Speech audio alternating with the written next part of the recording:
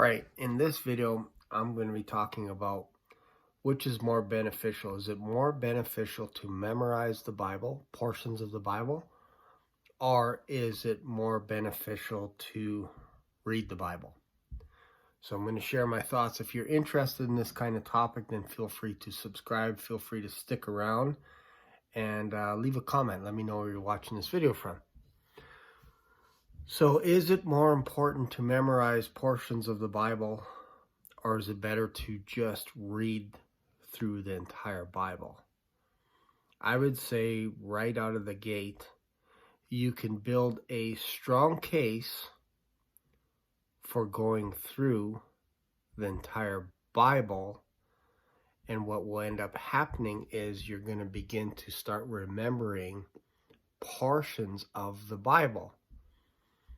I think what happens if you focus on memorizing the Bible right out of the gate, you're not going to understand what you're memorizing.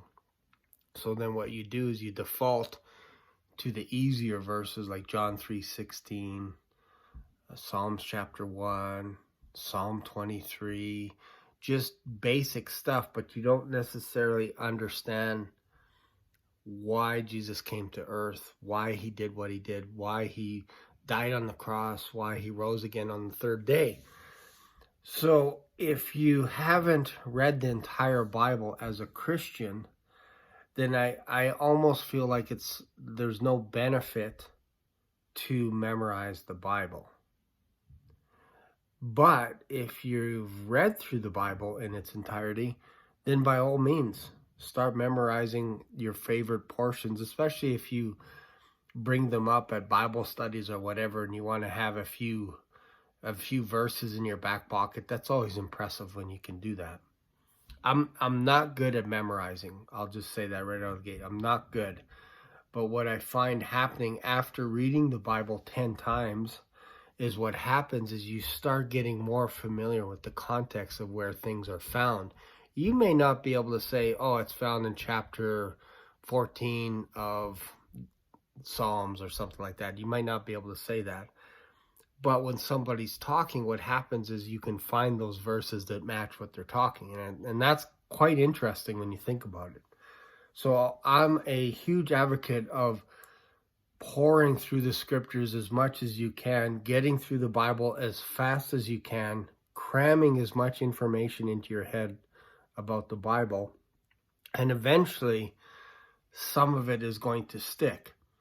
So, for example, because I'm not good at memorizing, I can actually pinpoint some things in the Bible where they're found. So I can tell you that the Olivet Discourse is found in 3 places in the New Testament: Matthew 24, Luke 21, and Mark 13.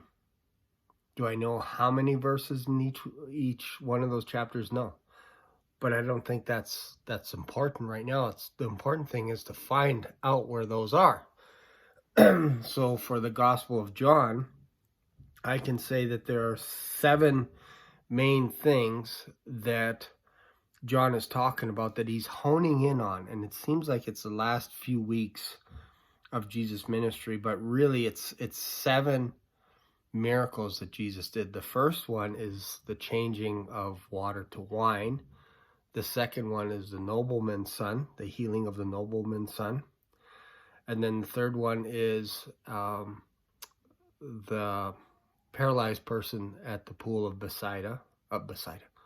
Bethsaida? Anyways, that's the pool. And then the fourth would be the feeding of the 5,000, where Jesus had 5,000 people sitting down, at least 5,000 men. We don't know how many people in total. And then there's the forgiveness of the woman in adultery. And then somewhere in the middle of all that is Jesus walking on water. Can't forget about that. Then we have the healing of a blind man that was born blind from birth. And then the 7th major miracle would be Jesus raising Lazarus from the dead. So I just remember those because I spent time in the book of John. And I'm like, it seems like there's 7 major events here. And then it stuck with me. So, and inside each of those events, I can see the story. And that's what I encourage you to do. If you want to do things like that, I think that is more beneficial to you so that you can navigate around the Gospels, understanding. I haven't been able to do that yet for Matthew, Mark, or Luke, but for some reason it's stuck easily in the Gospel of John. I can have a little bit of that, a little bit of fun with that in the book of Revelation. I can dive into the book of Genesis and pretty much have a good snapshot of what the entire book of Genesis is about. A little bit of Exodus. So from that point of view, it just happens naturally over time. The more you read, the more you kind of get a snapshot. And eventually it's going to be like you're actually watching a movie.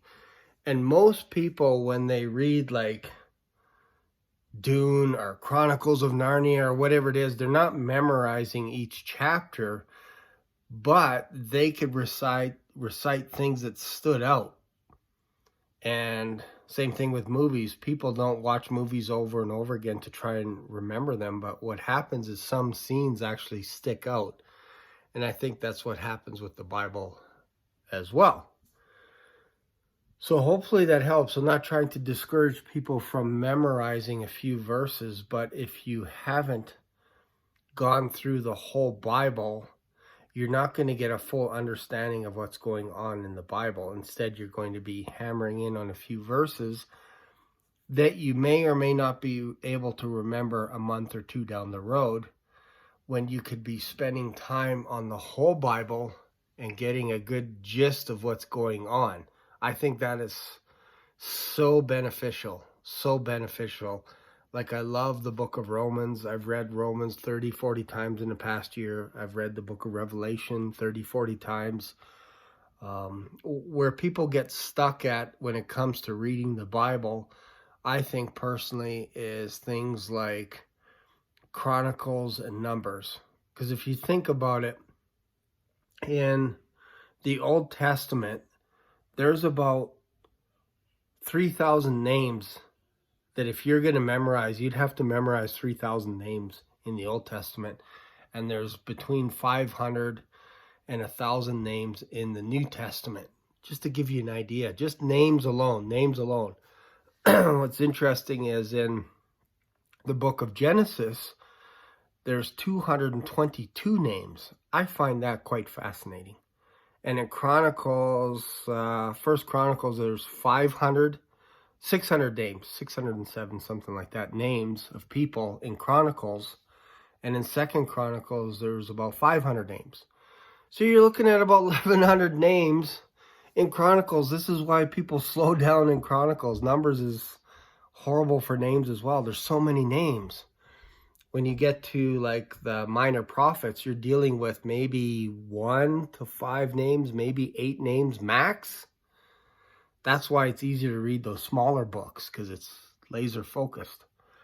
So don't get bogged down when it comes to reading the entire Bible. When you get to Chronicles and all this stuff, just understand you're not going to remember all these names, because you'll never see them again. You'll never see those names again the rest of the Bible.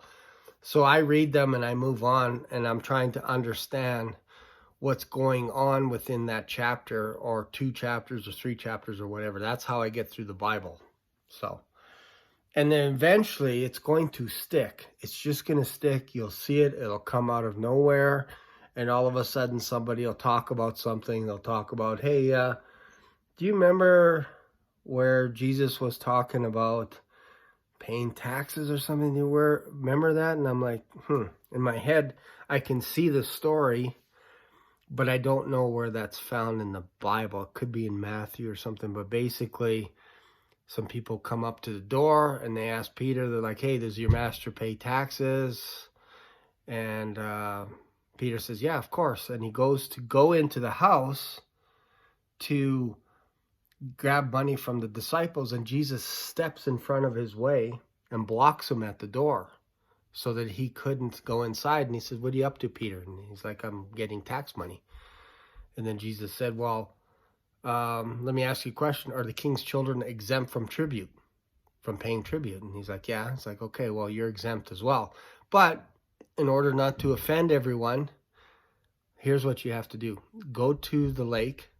First fish you grab, pull out a gold coin, and use that coin to pay my taxes and your taxes, and then we're not going to offend anyone.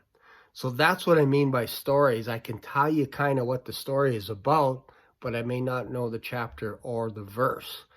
And this is what's going to happen. The more times you read the Bible, you'll see stories, you'll see scenes, and then once in a while you can attach chapters to those scenes and it'll stick because you understand, you have a clear understanding. And that's what I encourage anyone, is to get understanding first and then start memorizing the portions of the Bible at least. Hopefully that helps out. Hopefully that makes sense. If you want me to go deeper into this type of thing, let me know that in the comments. And don't forget to subscribe. See you later.